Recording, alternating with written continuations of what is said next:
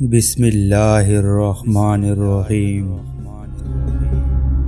زندگی ضرورت کے مطابق گزارو، خواہش کے مطابق نہیں۔ وفائے ایک ایسا دریا ہے جو کبھی خشک نہیں ہوتا۔ جس شخص نے اپنے راز کو اپنے تک محدود رکھا وہ جلد کامیابی کی منزل تک پہنچے گا۔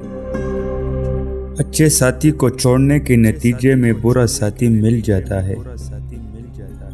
جو درد تم محسوس کرتے ہو وہ پیغام ہے، انہیں غور سے سنو۔ تمہاری اصل ہستی تمہاری سوچ ہے، باقی صرف ہڈیاں اور گوشت ہے۔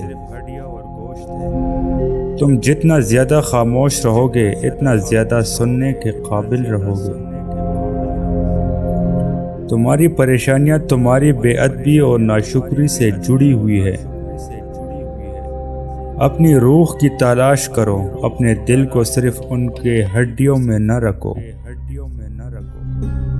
وقت بہت ظالم ہے، تجربہ دیکھ کر معصومیت چھین لیتا ہے۔ بس یقین رکھو اللہ پر، وہ تمہیں ویران کنویں سے اٹھا کر سلطنت کا بادشاہ بنانے پر قادر ہے۔ اختلاف کے باوجود احترام سے پیش آنا کمزوری نہیں بلکہ بہترین تربیت کی دلیل ہے۔ موت تلخ حقیقت ہے، اسے میٹھی حقیقت بنانے میں مصروف رہو۔ انسان کا دل اور نظر قابو میں نہ ہو تو وسوسے پیدا ہوتے ہیں۔ اللہ کے خزانوں میں سب سے زیادہ قیمتی چیز راہ ہدایت ہے۔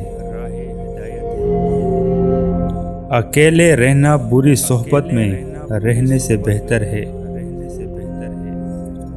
اچھی صورت دل کو متاثر کرتی ہے جبکہ اچھی سیرت روح کو متاثر کرتی ہے۔ لوگوں کے ساتھ ان کے کردار کے مطابق نہیں، اپنی تربیت کے مطابق رویہ اختیار کیجیے۔ سہنے والوں کو اگر صبر آ جائے تو کہنے والوں کی اوقات دو کوڑی کے رہ جاتی ہے۔ کسی بھی چیز سے پریشان ہونے کی ضرورت نہیں ہے۔ اے میرے دل، نہ تو یہ درد ہمیشہ رہنے والا ہے اور نہ ہی یہ زندگی۔ ٹوٹا ہوا دل خدا کی توجہ کھینچتا ہے، خوش نصیب ہے وہ روح جو خدا کے لیے روتی ہے۔